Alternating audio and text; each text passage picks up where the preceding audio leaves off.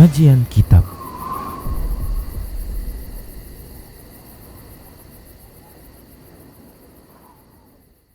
Bismillah, assalamualaikum warahmatullahi wabarakatuh. Innal hamdalillah nahmaduhu wa nasta'inuhu wa nastaghfiruh wa na'udzu billahi min shururi anfusina wa min sayyiati a'malina. Man yahdihillahu fala mudilla lahu wa man yudlilhu fala hadiyalah. Wa asyhadu an la ilaha illallah wahdahu la syarika lah. Wa asyhadu anna Muhammadan abduhu wa rasuluhu sallallahu alaihi wasallam. Qala Allah tabaraka wa ta'ala, ya ayyuhalladzina amanu taqullaha haqqa tuqatih wa la tamutunna illa wa antum muslimun. Ya ayyuhan nasu taqu rabbakumul ladzi khalaqakum min nafsin wahidah wa khalaqa minha zawjaha wa bassa minhuma rijalan katsiran wa nisaa'a. Wattaqullaha alladzi tasaaluna bihi wal arham innallaha kana 'alaikum raqiba. Ya ayyuhalladzina amanu taqullaha wa qulu qawlan sadida yuslih lakum a'malakum wa yaghfir lakum dhunubakum wa may yuti'illaha wa rasulahu faqad faza fawzan 'azima. Amma ba'd, fa inna asdaqal hadits kitabullah wa khairal huda huda Rasulillah sallallahu alaihi wasallam wa syarrul umuri muhdatsatuha wa kullu muhdatsatin bid'ah wa kullu bid'atin dhalalah wa kullu dhalalatin finnar. Para pemirsa Rosyad TV dan para pendengar Radio Medan Mengaji serta para pemirsa media sunnah yang terus serta menyiarkan kajian ini, alhamdulillah, segala puji hanya untuk Allah Tabaraka wa Ta'ala yang selalu dan senantiasa memberikan kebaikan, kebahagiaan dan perlindungan dari segala keburukan kepada kita. Salawat dan salam tak lupa kita ucapkan untuk Nabi-Nya Muhammad sallallahu alaihi wasallam. Moga-moga Allah Subhanahu wa Ta'ala menjadikan kita sebagai hamba-hambanya yang selalu setia dengan petunjuk ajaran Rasulnya sampai akhir hayat kita. Para hamba Allah rahimani wa rahmakumullah, kita lanjutkan pembahasan kitab Minhajul Muslim tentang ibadah, dan bahasan kita adalah bahasan tentang salat. Baik para hamba Allah rahimani wa rahmakumullah, pembahasan kali ini kita akan bahas tentang kedudukan salat, hukum salat, pembahagian salat, dan seterusnya hal-hal yang terkait dengan salat. Baik para hamba Allah rahimani wa rahimakumullah, salat merupakan perkara yang besar. Para hamba Allah rahimani wa rahimakumullah, kita mengetahui begitu besarnya salat ini dilihat dari kedudukannya. Baik para hamba Allah rahimani wa rahimakumullah, berikut ini penjelasan tentang kedudukan salat di dalam agama kita. Yang pertama, para hamba Allah rahimani wa rahimakumullah, salat merupakan kewajiban yang paling ditegaskan setelah dua kalimat syahadat. Bahkan dia menduduki peringkat rukun yang kedua. Dalam hadis yang diriwayatkan oleh Imam Al-Bukhari dan Imam Muslim dalam kedua kitab sahih mereka dari sahabat Abdullah bin Umar radhiyallahu anhuma, Nabi kita tercinta Nabi Muhammad sallallahu alaihi wasallam beliau bersabda, "Buniyal Islamu ala khamsin. Syahadati an la ilaha illallah wa anna Muhammadar Rasulullah wa iqamis salah wa ita'iz zakah wa shaumi Ramadan wa haji baitillahil haram." Baik para hamba Allah rahimani wa rahimakumullah, atau kama qala sallallahu alaihi wasallam, Nabi kita Muhammad sallallahu alaihi wasallam bersabda, Islam itu dibangun di atas 5 pondasi. Yang pertama disebutkan oleh Nabi sallallahu alaihi wasallam adalah persaksian bahwasanya tidak ada sesembahan yang berhak disembah melainkan Allah, dan bahwasanya Muhammad sallallahu alaihi wasallam adalah utusan Allah.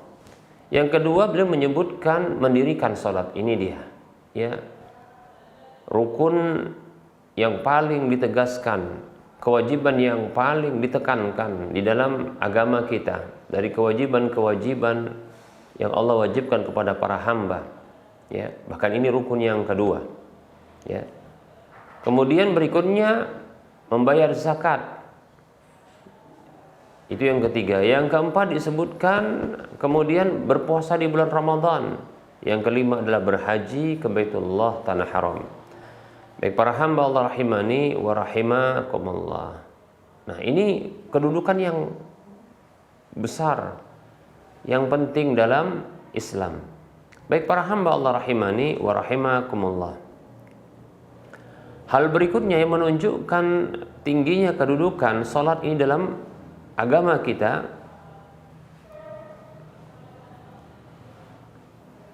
di mana agama kita memberikan peringatan yang keras terhadap orang yang mengabaikan salat, orang yang meninggalkan salat. Sampai-sampai Nabi Shallallahu Alaihi Wasallam menisbatkan hal itu kepada kekufuran dan kesyirikan. Dalam hadis yang diriwayatkan oleh Imam Muslim, Abu Daud, dan Nasa'i serta yang lainnya, Nabi Shallallahu Alaihi Wasallam beliau bersabda, Inna bainar rajuli wa baina syirki wal kufri tarkas salati. Sesungguhnya antara seseorang dengan kesyirikan dan kekufuran adalah meninggalkan salat. Ya, luar biasa ini, ya. Menunjukkan tingginya salat ini, sampai-sampai dinisbatkan, ya, orang yang meninggalkan salat tersebut dengan kekufuran dan kesyirikan oleh Nabi Shallallahu Alaihi Wasallam. Dalam hadis yang lain, hadis yang diriwayatkan oleh Imam At-Tirmidzi, Imam An-Nasa'i, Ibnu Majah, Rasulullah Shallallahu Alaihi Wasallam bersabda, Al-ahdul ladzi bainana wa bainahum as-salatu, faman tarakaha faqad kafara.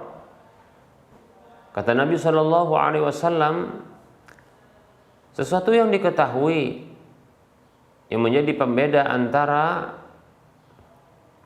kita, yaitu orang-orang beriman, orang-orang Islam, dengan mereka, yaitu orang-orang kafir, adalah salat. Maka siapa saja meninggalkannya, maka sungguh dia telah berbuat kekufuran. Demikian. Baik para hamba Allah rahimani wa rahimakumullah. Ada seorang tabi'in yang mengatakan, yang beliau bernama Abdullah bin Syaqiq rahimahullahu ta'ala, Kana ashabun Nabi sallallahu alaihi wasallam la yarawna syai'an minal a'mali tarkuhu kufrun ghairu salati. Kata Abdullah bin Syaqiq rahimahullahu ta'ala, dahulu para sahabat Nabi sallallahu alaihi wasallam tidaklah mereka memandang sesuatu dari amal-amal yang bila ditinggalkan itu merupakan bentuk kekufuran selain salat. Baik para hamba Allah rahimani wa rahimakumullah. Jadi meninggalkan salat merupakan bentuk kekufuran, bahkan kesyirikan, dekat dengan kekufuran dan kesyirikan. Nah, ini menunjukkan tingginya kedudukan salat dalam agama kita. Baik para hamba Allah rahimani wa rahimakumullah. Berikutnya hal yang menunjukkan begitu tinggi dan agungnya kedudukan salat dalam agama kita adalah salat itu merupakan tiang agama yang tidak akan bisa tegak agama itu kecuali dengannya. Kata Nabi Shallallahu Alaihi Wasallam dalam hadis yang diriwayatkan oleh Imam At-Tirmidzi, begitu juga Imam Ibnu Majah, Nabi kita Muhammad Sallallahu Alaihi Wasallam beliau bersabda, Ra'sul amri al-islamu wa amuduhu as-salatu wa dirwatu sanamihi al-jihadu fi sabilillah. Kata Nabi Sallallahu Alaihi Wasallam,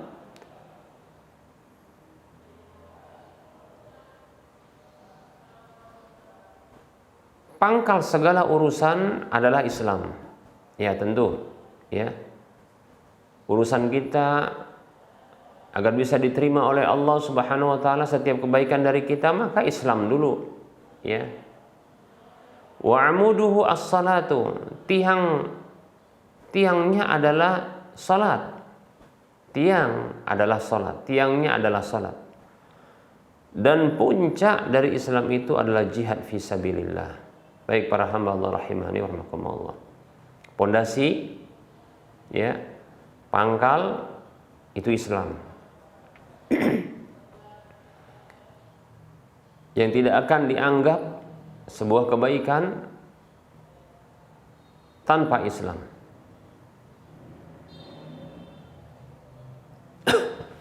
Allah Subhanahu wa taala berfirman dalam surah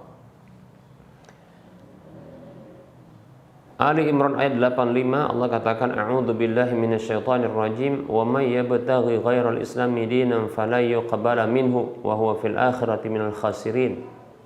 Siapa saja mencari agama selain Islam sebagai agama bagi dirinya, sekali-kali tidak akan diterima kebaikan sedikit pun darinya, dan dia kelak di akhirat termasuk orang-orang yang merugi. Demikian. Jadi pangkal segala urusan itu Islam. Nah, baru setelah itu tiang-tiang itu adalah salat. Kemudian puncak dari Islam itu adalah jihad fi sabilillah. Baik para hamba Allah rahimani wa rahimakumullah. Nah, ini menunjukkan begitu pentingnya dan begitu tingginya serta agungnya kedudukan salat di dalam agama kita. Berikutnya para hamba Allah rahimani wa rahimakumullah. Hal berikut yang menunjukkan bahwasanya salat itu merupakan sesuatu yang tinggi, sesuatu yang besar, sesuatu yang agung kedudukannya. Bahwasanya salat itu merupakan amalan yang pertama sekali akan diperhitungkan seorang hamba. Seorang hamba di akhirat akan melewati prosesi hisab, yaitu perhitungan amal. Ketahuilah bahwasanya salat itu akan menjadi amalan pertama, perdana yang akan dihisab, yang akan diperhitungkan. Masya Allah, luar biasa ya. Ini sebagaimana pengkabaran Nabi Shallallahu Alaihi Wasallam dalam hadis yang sahih. Nabi kita Muhammad sallallahu alaihi wasallam dia bersabda, awwalu ma yuhasabu alaihi al-'abdu yaumal qiyamati as-salatu fa in salahat faqad aflaha wa najaha wa in fasadat faqad khaba wa khasira.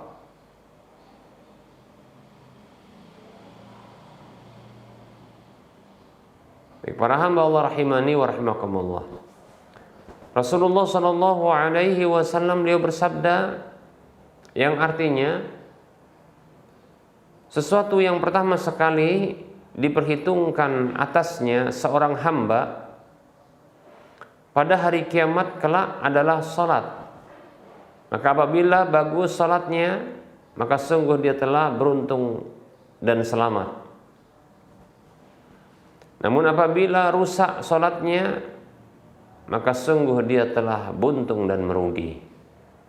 Na'udzubillah min dzalik. Para hamba Allah rahimani wa rahimakumullah. Salat menjadi amal pertama yang akan diperhitungkan pada hari kiamat. Ini menunjukkan begitu tinggi dan besarnya dan agungnya kedudukan salat. Para hamba Allah rahimani wa rahimakumullah. Jadi jangan kita sepelekan salat. Dilihat dari kedudukannya saja sudah tinggi dia. Para hamba Allah rahimani wa rahimakumullah.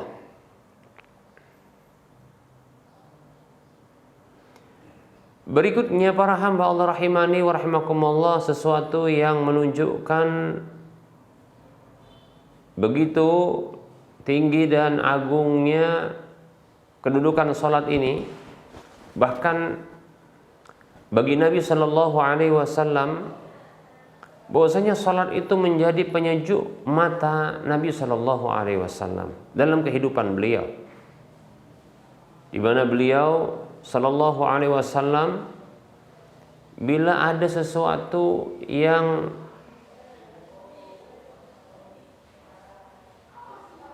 menyedihkan beliau, sesuatu yang mendesak beliau, perkara-perkara yang menyulitkan beliau, maka beliau bersegera sholat.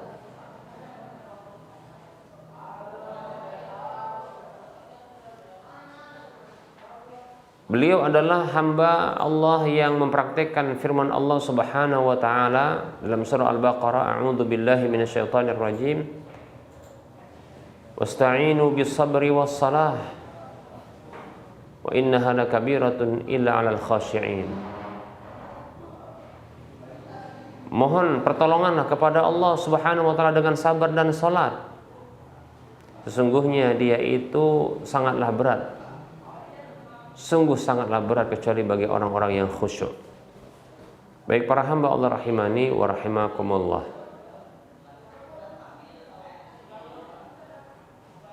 Salat itu akan menjadi penyejuk pandangan. Teladan kita Nabi Muhammad sallallahu alaihi wasallam telah membuktikan hal ini pada diri beliau. Bahkan beliau mengucapkan wa ju'ilat qurratu aini fis salati, dan dijadikan penyejuk pandangan mataku itu dalam salat.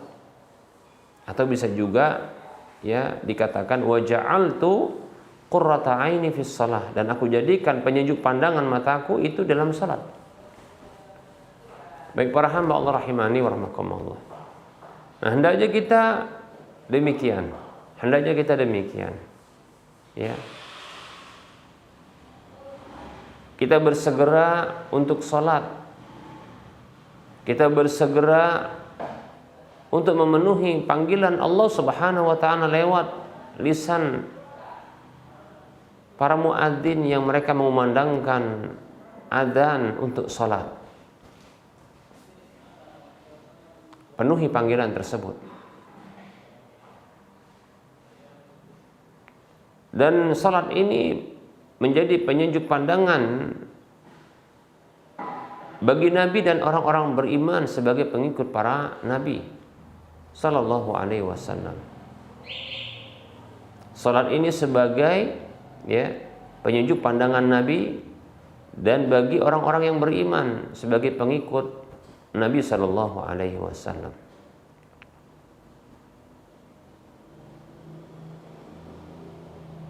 Mereka akan mendapatkan ketenangan dengan salat. Mereka akan mendapatkan kegembiraan dengan salat. Mereka akan mendapatkan kelapangan hati dengan salat. Para hamba Allah rahimani wa rahimakumullah. Ini menunjukkan tingginya kedudukan salat. Para hamba Allah rahimani wa rahimakumullah. Berikutnya yang menunjukkan kedudukan yang tinggi bagi salat tersebut, salat merupakan wasiat terakhir yang diwasiatkan oleh Nabi Shallallahu Alaihi Wasallam kepada umat beliau tatkala beliau meninggal dunia. Ingatlah tatkala beliau Shallallahu Alaihi Wasallam mengatakan demikian, as-salah wa ma malakat aimanukum, as-salah wa ma malakat aimanukum. Rasulullah ingatkan, Rasulullah wasiatkan Shallallahu Alaihi Wasallam, salat dan budak-budak kalian, salat dan budak-budak kalian. Jangan sampai diabaikan salat ini. Dan hak budak jangan juga diabaikan. Baik para hamba Allah rahimani wa rahimakumullah.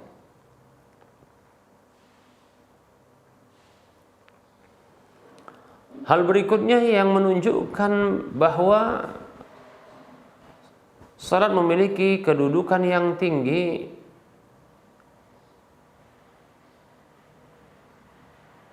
adalah bahwasanya Salat merupakan satu-satunya ibadah yang tidak bisa terlepas dari seorang hamba kecuali sudah hilang syarat-syarat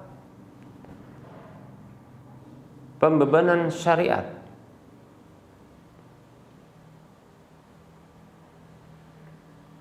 Seperti contohnya gila, hilang akal. Namun kalau seandainya seseorang sakit, seseorang dia sulit bergerak, sudah tua, maka tetap saja diwajibkan baginya untuk sholat selama pada dirinya masih ada syarat-syarat taklif. Tidak gugur sholat itu di waktu kapanpun, ya. Berbeda dengan kewajiban-kewajiban yang lainnya, ibadah yang lainnya. Zakat itu dikaitkan dengan kemampuan, maka tidak berzakat bila tidak mampu. Puasa ada masa dispensasinya, ya. Kemudian haji juga bagi yang mampu. Adapun sholat, dalam kondisi sakit pun wajib sholat. Wajib sholat. Bila terlupakan, maka wajib ketika ingat. Bila tertidur, maka wajib sampai ketika bangun. Nah, seperti itu. Dalam kondisi tidak bisa berdiri, maka duduk. Tidak bisa duduk, maka berbaring. Tidak bisa bergerak, maka dengan isyarat. Lihat itu. Baik para hamba Allah rahimani wa rahimakumullah. Ini ibadah, satu-satunya ibadah yang tidak akan gugur dari seorang hamba. Ya, bagaimanapun kondisinya, kecuali kalau hilang beban syariatnya. Syarat-syarat beban syariatnya sudah hilang.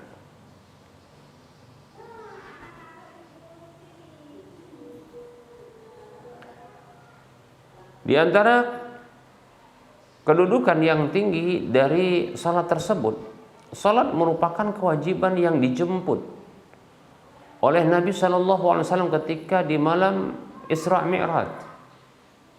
Ya. Sementara ibadah yang lain tidak demikian, kewajiban yang lain tidak demikian. Adapun salat khusus, ya, Allah undang dengan dijemput Nabi SAW, ya. Baik para hamba Allah rahimani wa rahimakumullah. Kemudian kedudukan salat berikutnya yang tinggi adalah salat ini merupakan kewajiban yang paling banyak disebutkan dalam Al-Quran.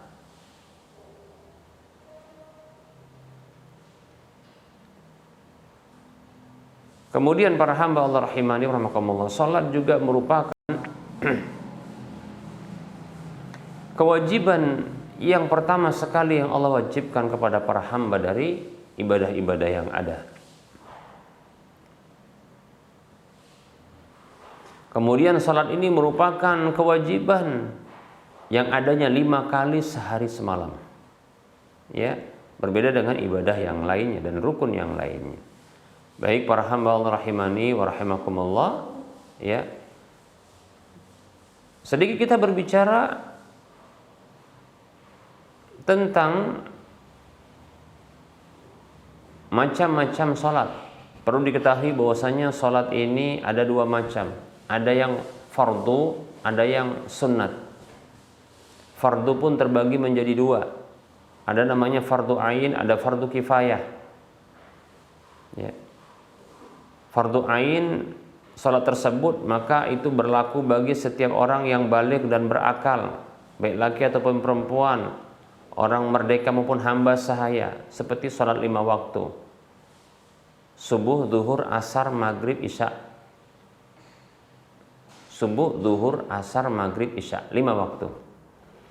Kemudian ada fardu kifayah yang kedua tadi, fardu ain, ini fardu kifayah. Seperti contohnya adalah salat jenazah, demikian. Yang apabila dikerjakan oleh sebagian orang maka akan gugur dari yang lainnya. Kemudian yang kedua, ada solat disebut dengan solat sunnat atau solat tatawwu', solat nafilah. Ya, yang ini tidaklah wajib hukumnya, hanya saja ya bersifat anjuran. Salat sunat atau salat sunat, salat tatawwu atau salat nafilah ini terbagi menjadi dua. Ada yang muakkadah, ada yang ghairu muakkadah. Ada yang ditegaskan, ada yang tidak ditegaskan. Apa contohnya para hamba Allah rahimani wa rahimakumullah yang ditegaskan? Contohnya ditegaskan adalah qiyamul lail. Begitu juga tahiyatul masjid. Ya. Baik para hamba Allah rahimani wa rahimakumullah. Dan banyak salat-salat yang lainnya. Seperti salat sunat duha, salat sunat istikharah, salat sunat Idul Fitri, Idul Adha, walaupun ada yang mengatakan itu adalah salat ya wajib ya. Namun pendapat yang kuat adalah salat sunat yang ditegaskan ya. Begitu juga salat sunat ya kusuf atau khusuf, yaitu gerhana, kemudian istisqa, minta hujan, salat sunat wudu,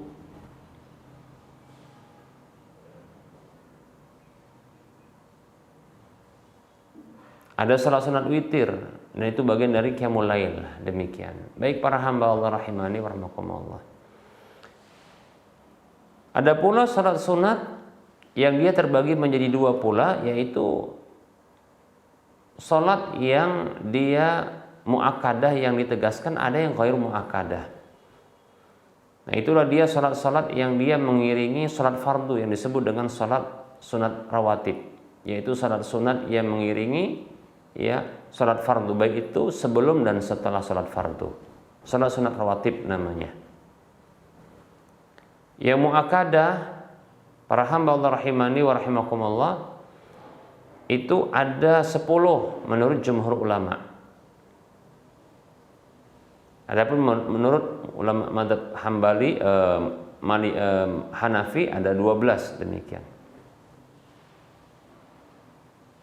Jumhur ulama berpendapat ada 10. 2 rakaat sebelum zuhur, 2 rakaat setelah zuhur, 2 rakaat setelah maghrib, 2 rakaat setelah isya, 2 rakaat sebelum subuh.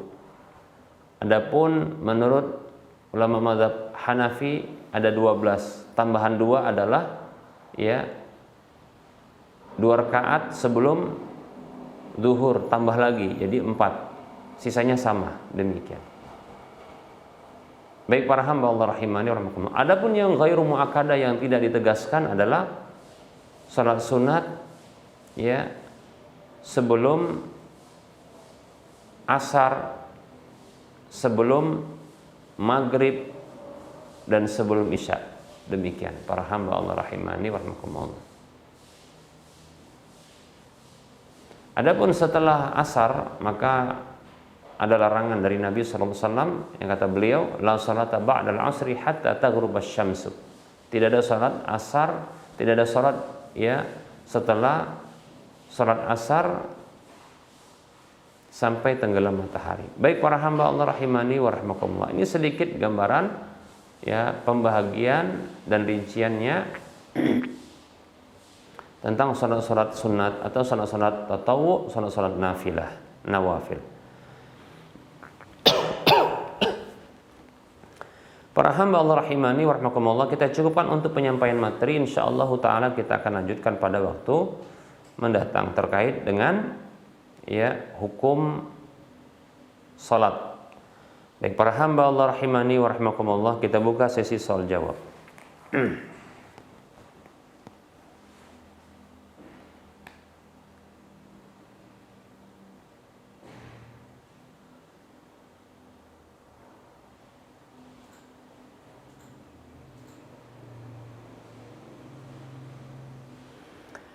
Baik, ada pertanyaan?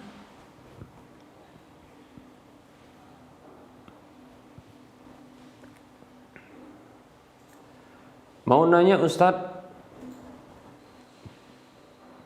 pas itu, maksudnya ketika itu saya lagi bawa motor, terus saya melewati sebuah kedai, dan sesampainya di rumah saya mengatakan ke mama saya bahwa orang-orang yang duduk di kedai itu ngeliatin saya, padahal kenyataannya orang-orang yang di kedai itu tidak ada ngeliatin saya. Apakah saya telah memfitnah orang-orang yang di kedai itu? Terus kepada siapa saya harus minta maaf?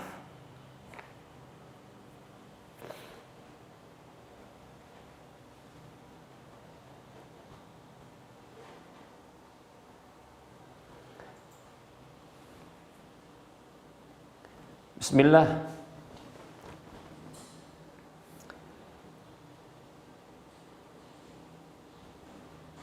Barangkali pertanyaan ini adalah terkait dengan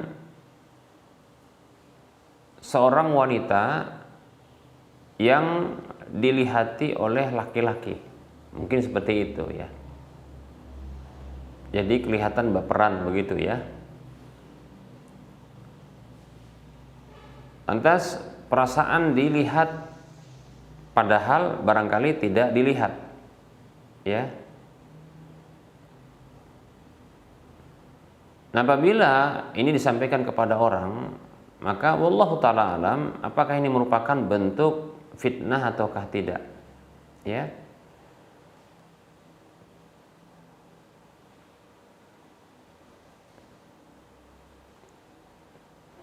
Ya tentunya bila orang yang mendengarkan penuturan tersebut dalam hal ini adalah mama, ya, itu dia berburuk sangka kepada orang-orang yang duduk, yang diduga dia melihat, ya, maka di sini tentunya adalah ya kesalahan karena telah membuat orang lain berburuk sangka. Jika memang tidak demikian, sebenarnya tidak ada yang dilihat atau tidak mereka melihat, memperhatikan seperti itu, ya.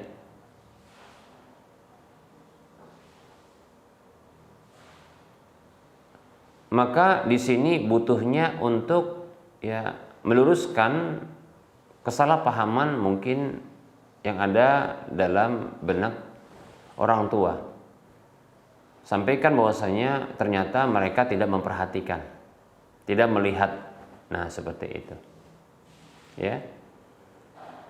Kalau seandainya sang penanya ini seorang wanita, lantas nanti bila minta maaf kepada orang-orang yang ada di warung tersebut, di kedai itu, nah ini bisa menimbulkan fitnah, maka cukup saja ya meluruskan itu kepada orang tua bahwasanya mereka tidak melakukan hal yang buruk. Tapi perlu diketahui bahwasanya seseorang yang melihat orang lain ya belum tentu adalah dengan pandangan yang tidak senonoh, belum tentu, ya, atau pandangan yang jelek, belum tentu. Bisa jadi karena mungkin pandangan yang kita katakan ingin tahu dan keheranan, bisa jadi. Jadi jangan cepat berburuk sangka, ya. Karena kita juga mengalami hal yang demikian. Bisa jadi kita mengalami hal demikian, yaitu kita melihat, ya, seseorang itu dengan keheranan. Contoh kasusnya apabila kita sedang membeli sesuatu di warung atau di kedai, dan kita mengenal bahwasanya di kedai tersebut ya tetangga kita, lalu didapatkan ada contohnya seorang wanita yang lewat atau keluar masuk ya, di rumah atau dari rumah pemilik kedai tersebut, ternyata orang yang berpakaian ya menutup syar'i, menutup ya aurat, karena dengan pakaian syar'i bahkan mungkin bercadar. Ya, jujur saja mungkin kita akan melihatnya sembari barangkali kita berpikir ini siapa? Karena mungkin belum pernah kita dapatkan sebelumnya. Jadi ketika kita melihat pun itu karena sebenarnya keheranan atau takjub atau ingin tahu, ya, demikian. Bukan pandangan yang melecehkan. Nah, seperti itu. Jadi sebenarnya tidak perlu pula kita baperan, ya. Nah, seperti itu, ya. Tidak perlu baperan, demikian. Yang mestinya muncul dalam perasaan adalah apabila, ya, orang yang melihat kita itu dalam kondisi melihat kita membuka aurat. Nah, begitu. Nah, itu yang mestinya ada baperan kita. Kita dibawa ke perasaan. Lihat aurat kita, apa enggak mereka berdosa, gitu mestinya. Nah, seperti itu, ya. Dibawakan kepada perasaan kita, apa mereka tidak berdosa? Jelas berdosa mereka, tapi menyebabnya kita. Nah, semestinya demikian, mendorong kita untuk menjadi, ya, taat kepada Allah Subhanahu wa taala, begitu, ya. Wallahu taala alam. Pertanyaan berikutnya, Assalamualaikum Ustaz, saya pernah dengar ada pemilik lahan sawah disewakan dengan cara bayar sewa setelah panen. Dengan hasil panen gabah padi pada ukuran tertentu, semisal 5 kaleng per panen per rantai. Tidak peduli hasil panennya baik atau buruk. Apakah cara ini halal di dalam Islam? Adakah cara yang halal, Ustaz? Jazakallahu khairah. Syukran.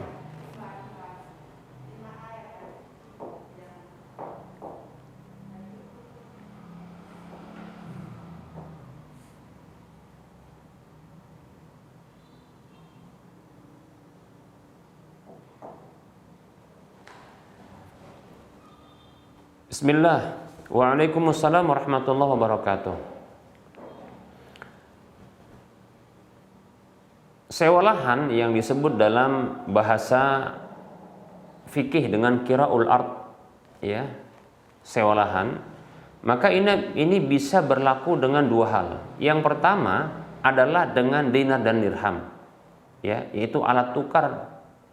Di zaman Rasulullah dahulu alat tukar, atau di zaman sahabat tabi'in dan seterusnya itu disebut dengan alat tukar, dinar dan dirham. Kalau sekarang diwakili ya dengan mata uang kita, ya, rupiah, ya, atau mungkin dolar, demikian. Nah, itu boleh, ya, boleh. Kemudian yang kedua adalah bisa dengan hasil panen. Kalau dengan emas dan perak atau dengan dinar dirham atau dengan mata uang, maka itu boleh ditetapkan dalam bentuk bulanan atau tahunan. Nah, seperti itu, ya. Yang kedua adalah boleh dengan hasil panen, tapi tidak boleh dengan bentuk pengkaplingan dari hasil panen itu. Tidak boleh. Contoh disebutkan dalam pertanyaan ini 5 kaleng, ya, 5 kaleng dari perpanen, maaf, ya, dalam contoh, ya, dalam contohnya adalah, ya, katakanlah adalah 10 kilo, kita katakan begitu, 10 kilo. Mau dia rugi, mau dia untung, pokoknya 10 kilo. Itu contoh. Atau disebut dengan, kalau dalam bahasa kaleng, ya,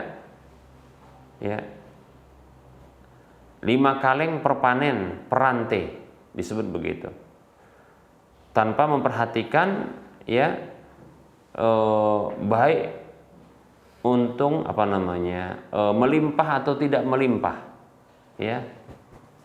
Maka yang seperti ini adalah, ya, bentuk kezaliman, ya. Karena yang kedua seperti ini, yang kedua dari hasil panen yang seperti ini sebenarnya bukan bahagian dari sewa menyewa, tapi lebih tepat ini dari bagi hasil, ya. Maka kalau dari bagi hasil, maka hendaknya dalam bentuk persentase. Yaitu contohnya adalah ya 40% dari hasil panen. Nah, seperti itu dia. 40% dari hasil panen. Ya. Bukan mengkapling atau menyebutkan dengan bentuk stagnan dari hasil panen yang tidak diketahui, ya. Ini nanti panennya untung atau rugi. Ya. Nah, ini adalah bentuk kezaliman. Ya, bentuk kezaliman, tidak memperhatikan prinsip keadilan. Nah, seperti itu. Karena model yang kedua ini sebenarnya adalah termasuk bagi hasil. Kalau bagi hasil, maka itu dalam bentuk persentase. Ya. Seperti Umar pernah memberlakukan ya 50-50, yaitu setengah-setengah. Demikian. Nah, begitu. Jadi 50% dalam bentuk persentase, begitu. Tapi dari hasil panen. Ya, dari hasil panen. Adapun penetapan persentasenya berapa persen untuk pengelola atau orang yang memiliki lahan, maka itu disesuaikan dengan kesepakatan dan keridhaan. Nah, seperti itu. Tapi jangan sampai ketika menggunakan ya pembahagian dari hasil panen ini, ya, itu dengan menyebutkan coupling atau nominal yang stagnan. Contoh mungkin ya, kayak tadi dalam contoh ini 5 kaleng per panen per rantai, begitu. Ya. Atau mungkin 5 kilo dalam setiap rantainya. Karena bisa jadi dalam satu rantai itu ternyata hanya mungkin 3 kilo yang dipanenkan, yang dapat hasil panennya dalam satu rantai. Dalam satu rantai yang lain mungkin pas 2 kilo. Ya, bahkan dalam rantai yang lain itu tidak didapatkan. Ya, nanti beralih kepada atau dapatkan sedikit, maka itu diambil alih semuanya. Nah, ini ada unsur kezaliman, tidak memperhatikan prinsip keadilan. Nah, seperti itu. Maka tidak dibenarkan. Ya. Maka yang dibolehkan adalah ya persentase ya dari seluruh hasil panen. Nah, seperti itu.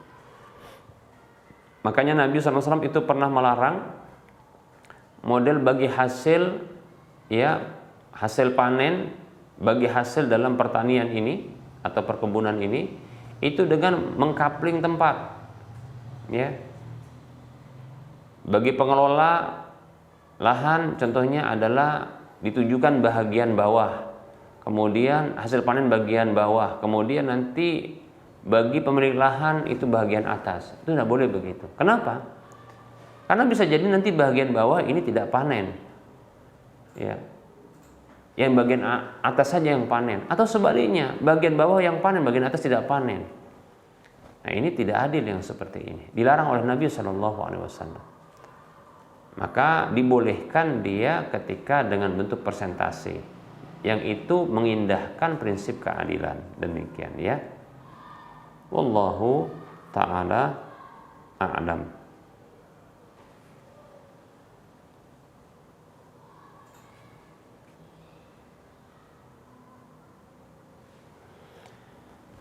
Baik para hamba Allah rahimani wa rahimakumullah, karena mendekati waktu salat zuhur untuk wilayah Medan dan sekitarnya, kita cukupkan untuk penyampaian materi pada pertemuan kali ini.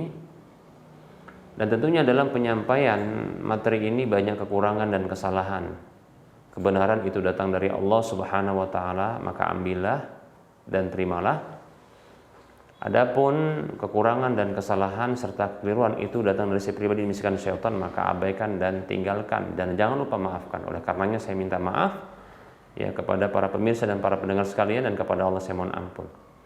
Sebelum kita mengakhiri perjumpaan ini seperti biasa, kita akan memberikan motivasi kepada saudara seiman, saudara seislam. Mari kita turut serta membangun ya, Masjid Al-Muwahhidin. membangun Masjid Al-Muwahhidin. Baik para hamba Allah rahimani rahimakumullah, miliki sebuah rumah di surga dengan cara kita turut membangun rumah Allah Subhanahu wa taala di permukaan bumi ini. Ya.